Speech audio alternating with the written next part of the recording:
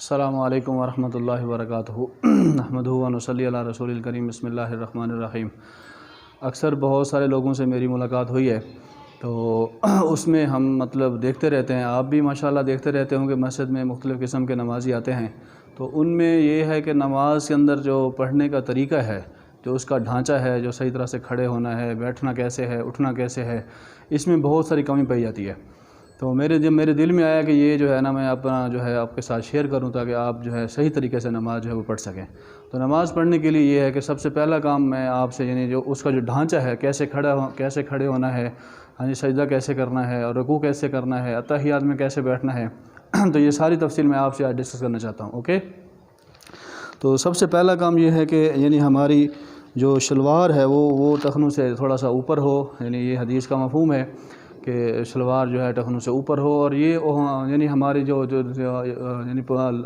ہماری 24 گھنٹے کی زندگی ہے اس کے اندر بھی ایسے ہی ہے، صرف نماز میں نہیں ہے بلکہ آپ بازار میں ہوں، کسی جگہ پر بھی ہوں، تو شلوار آپ کی ٹخنوں سے اوپر ہونی چاہیے۔ تو سب سے پہلا کام یہ ہے کہ شلوار ٹخنوں سے اوپر رکھیں۔ دوسرا یہ ہے کہ یہ پاؤں جو ہے، پاؤں کا جو رخ ہے وہ بالکل سیدھا ہو، پاؤں کا رخ جو ہے وہ بالکل قبلے کی طرف ہو۔ اکثر لوگ یوں کر کے کھڑے ہوتے ہیں، تو یہ طریقہ صحیح نہیں ہے۔ تو پہلا کام یہ ہے کہ ہمارا جو پاؤں ہیں اس کا رخ جو ہے وہ بالکل سیدھا ہو، اور یہ بھی علماء فرماتے ہیں کہ ان کے جو پاؤں کے درمیانی جو فاصلہ ہے وہ کم سے کم چار انگلیاں جو ہماری ہیں، یہ فاصلہ 4 انگلیاں ہو کم سے کم۔ لیکن جسم اگر وزنی ہے، بھاری جسم ہے جیسا کہ میرا ہے، تو آپ میں سے بھی کسی کا ہوگا، تو اس کے لیے اجازت ہے کہ وہ اس کو کھول سکتا ہے، لیکن کھولنا اتنا ہے کہ اس کا رخ سیدھا ہو۔ پہلی بات یہ ہے۔ دوسری بات یہ ہے کہ کپڑا وغیرہ جو ہے وہ بالکل سیدھے ہوں، ان کو سیٹ کیا ہوا ہو، بازو جو ہے اوپر چڑھے ہوئے نہ ہوں، بازو کو نیچے کر لینا چاہیے، اور اسی طرح جو ہے سیدھا کر کے اب آپ نے اللہ اکبر کرنا ہے، نماز کے لیے آپ نے تیاری کرنی ہے، نیت کرنی ہے۔ نیت کرنے کے بعد آپ نے اللہ اکبر کرنا ہے، تو اللہ اکبر کرتے ہوئے آپ نے یہ جو آپ کے ہاتھ ہیں، ہتھیلی ہے، اس کو آپ نے ہلکا سا ایسے خمدار رکھتے ہوئے، بعض سیدھا بھی کر سکتے ہیں لیکن خمدار ہو تو زیادہ بہتر ہے،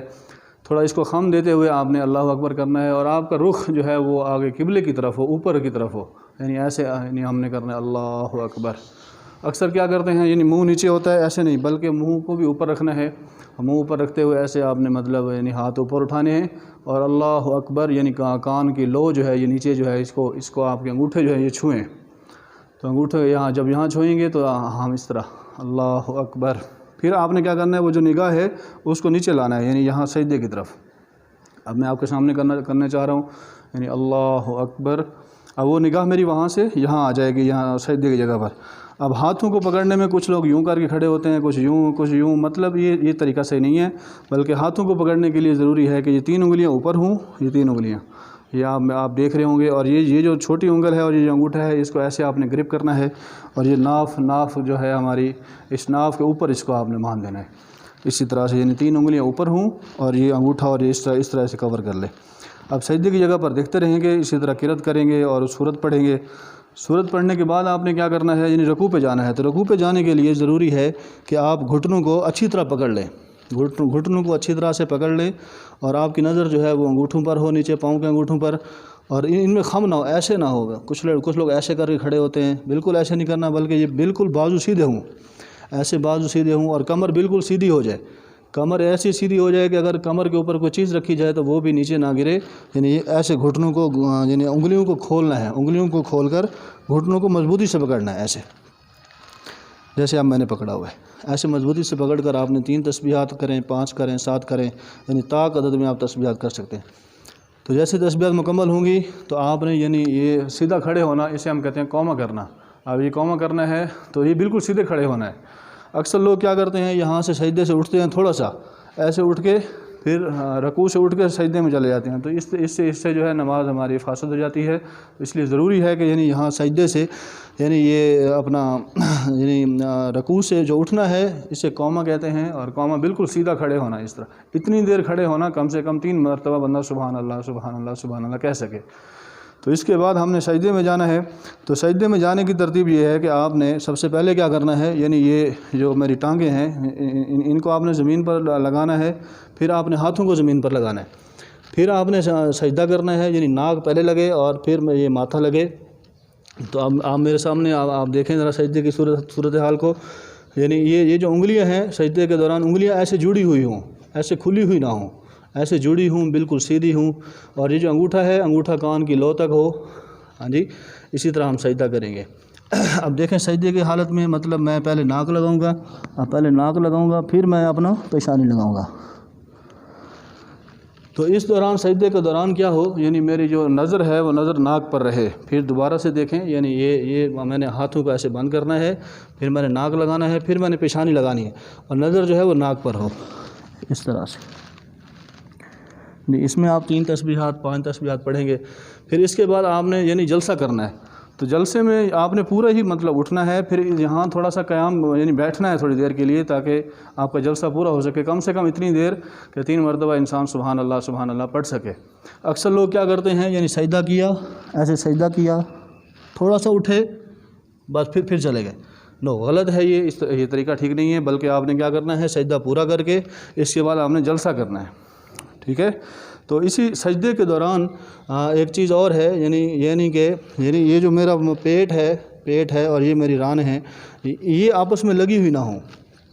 یعنی سجدہ جو ہے اتنا یہ تھوڑا سا لمبا کر کے کریں، یہ دیکھیں ایسے، یعنی درمیان میں گیپ ہو، درمیان میں یہ پیٹ اور یہ رانے آپس میں ٹچ نہ ہوں، بلکہ ان میں جو ہے ڈسٹینس رہے، فاصلہ رہے، اور اس میں سے کوئی چیز بھی گزرنا چاہے تو وہ بھی گزر جائے، حتیٰ کہ حدیث میں آتا ہے کہ بکری کا بچہ جو ہے وہ اس میں سے گزر جائے۔ تو اس دوران آپ کونیوں کو ایسے بھی کر سکتے ہیں، کھول بھی سکتے ہیں۔ اگر جماعت کی نماز ہے تو پھر کھولیں گے تو مسئلہ بنے گا، اس لیے جماعت کی نماز میں آپ اس کو سکیڑ لیں، کیونکہ وہ ساتھ والا ساتھی ہے، اسے ڈسٹربنس ہوگی، وہ تنگ ہوگا، تو اس لیے ضروری ہے کہ آپ اس کو کھول کے ویسے رکھ لیں۔ اگر آپ اکیلے نماز پڑھ رہے ہیں، اگر جماعت کی نماز ہے تو پھر آپ اس میں تھوڑا سا دھیان کریں کہ اس کو تھوڑا سا سکیڑ لیں۔ اور اسی طرح سجدے کے دوران جو ہے یہ جو پاؤں کی انگلیاں ہیں، یہ میں تھوڑا سا ادھر اکثر میں نے دیکھا ہے نماز پڑھتے ہوئے لوگوں کو، تو وہ سجدے کے دوران جو ہے پاؤں کی انگلیوں میں کیا کرتے ہیں، یہ سجدہ کر رہا ہوں تو پاؤں کی انگلیاں بالکل ایسے سیدھی ہوں، پیچھے دیکھیں ذرا، تو پاؤں کی انگلیاں بالکل سیدھی ہوں، ایسے کچھ یوں کر کے ہوتے ہیں، کچھ یوں، کسی نے پاؤں کو اٹھایا ہوتا ہے، کسی نے یوں کیا ہوتا ہے، بلکہ یہ ایک خاص فاصلے کے اوپر جو ہے آپ ان دونوں کو ایسے دبانا ہے، مضبوطی کے ساتھ، زور کے ساتھ دبانے کے بعد پھر آپ سجدہ کریں، ٹھیک ہے۔ اور سجدہ کرنے کے بعد جب بیٹھنا ہے تو ایک پاؤں کو آپ نے لٹا دینا ہے اور ایک کو آپ نے سیدھا رکھنا ہے، جیسے میں نے کچھ نے یوں رکھا ہوتا ہے، تو یہ طریقہ صحیح نہیں ہے، کسی نے یوں رکھا ہوتا ہے، ایسے بھی صحیح نہیں ہے، بلکہ ایک کو لٹانا ہے اور ایک کو سیدھا رکھنا ہے۔ جی، اسی طرح اب آپ نے سجدہ کر لیا، سجدے کے بعد آپ نے یہ جلسہ بھی کر لیا، دوسرا سجدہ کیا، دوسرا سجدے کے بعد آپ نے بیٹھنا ہے۔ تو اتحیات میں آپ بیٹھ گئے تو یاد رکھیں، اتحیات میں بیٹھتے ہوئے اکثر میں نے دیکھا ہے لوگوں کو کہ وہ ہاتھ یہاں رکھے ہوئے ہوتے ہیں، تو بالکل صحیح نہیں ہے، کچھ نے یہاں رکھے ہوتے ہیں، بالکل صحیح نہیں ہے، بلکہ آپ یہاں مطلب ہاتھ رکھیں کہ نہ آگے ہوں نہ ہی پیچھے ہوں، ٹھیک ہے۔ تو اسی طرح جو ہے ہم مطلب اتحیات پڑھیں گے۔ اتحیات میں ایک جگہ جا کر ہمیں جو ہے وہ یہاں ہلکا سا بنانا ہوتا ہے، اشہد ان لا الہ الا اللہ، یہاں ہلکا بناتے ہیں، یعنی اشہد ان لا الہ کے اوپر ہم نے شہادت کی انگلی کھڑی کرنی ہوتی ہے، تو اس لیے ہم یہاں جا کر اشہد ان لا الہ الا اللہ پہ اس کو نہیں چلانا ہے۔ اور پھر اکثر کو میں نے دیکھا ہے کہ وہ اس کو چھوڑ دیتے ہیں، نہیں، چھوڑ دیں تو بھی صحیح ہے، کوئی مسئلہ نہیں ہے، لیکن بہتر یہ ہے کہ اس کو آپ پکڑ کے رکھیں، یعنی اشہد ان لا الہ الا اللہ کر کے اس کو آپ پکڑے رکھیں، اور جب تک سلام نہیں پھیرتے تب تک آپ اس کو پکڑے رکھیں، اوکے۔ تو اسی طرح جب سلام پہ جائیں گے تو سلام میں آپ نے کیا کرنا ہے، یہاں درمیان سے شروع کر کے یہاں اس بازو کو دیکھتے ہوئے آپ نے اس کندھے کو دیکھنا ہے، یعنی السلام علیکم ورحمۃ اللہ وبرکاتہ، السلام علیکم ورحمۃ اللہ، یعنی مقصد ہے کہ ادھر جو لوگ بیٹھے ہیں ان کو سلام، مطلب آپ کی نیت یہ ہے کہ ان کو سلام ہو، لیکن ان کی طرف کچھ لوگ ایسے سلام کر رہے ہوتے ہیں السلام علیکم ورحمۃ اللہ، اب وہ عجیب سے نہیں، بلکہ سنت یہ ہے کہ یہاں سے دیکھنا شروع کریں اور یہاں اس کو ختم کر دیں، پھر واپس ہیں، پھر یہاں سے پھر شروع کریں السلام علیکم ورحمۃ اللہ، تو یہ اپنا یعنی بازو کو دیکھتے ہوئے آپ نے کندھے پر سلام کو ختم کرنا ہے۔ تو اسی دوران ایک دو باتیں اور بھی ہیں، اتحیات کی صورت میں آپ بیٹھے ہوئے ہیں اور آپ کو جمائی آ گئی ہے، تو جمائی آ گئی ہے تو اب آپ نے جو آپ کا الٹا ہاتھ ہے وہ آپ نے اٹھانا ہے اور اس کو آپ نے الٹا جو ہے رکھنا ہے منہ کے اوپر، نہ کہ سیدھا، بلکہ الٹا، جو الٹا ہاتھ ہے اس کو الٹا رکھنا ہے، یعنی اتحیات کے درمیان۔ اور اگر آپ رکوع میں ہیں یا اوپر قیام میں ہیں، یعنی قیام کر رہے ہیں، تو ابھی آپ کو جمائی آ گئی ہے تو اب آپ سیدھا ہاتھ اٹھائیں، سیدھا ہاتھ اٹھا کر منہ پہ رکھیں، تو یہ مناسب ہے۔ اور نماز کے دوران یعنی یہ اکثر دیکھا گیا ہے، کوئی ایسے کر رہا ہے، کوئی ایسے کر رہا ہے، کوئی ایسے کر رہا ہے، کوئی ایسے کر رہا ہے، یہ بالکل منع عمل ہے۔ ہاں، اگر ضرورت پیش ہے 1 دفعہ 2 دفعہ 3 دفعہ تو ہم کر سکتے ہیں، لیکن اگر یہ کثرت عمل میں آ گیا تو پھر اس سے نماز فاسد ہو جائے گی۔ یعنی اگر باہر سے دیکھنے والے آدمی کو یہ محسوس ہو کہ یہ آدمی نماز میں نہیں ہے تو وہ نماز پھر محسوس نہیں. اس لیے نماز کے دوران جو ہے ہماری حرکت جو ہے وہ کم سے کم ہو. ہاں جی. اور اسی طرح جو ہے ہم اپنی نماز کو مکمل کریں. یعنی تکبیر تحریمہ سے لے کر سلام تک نماز کو احتیاط کے ساتھ, ہاں جی, دھیان کے ساتھ, تاکہ ہمارا دھیان ادھر ہو. پھر جو نماز میں ہم پڑھ رہے ہیں اس میں ترجمہ. ہاں جی. تو اسی طرح جو ہے یہ نماز پڑھنے کا مکمل ڈھانچہ میں نے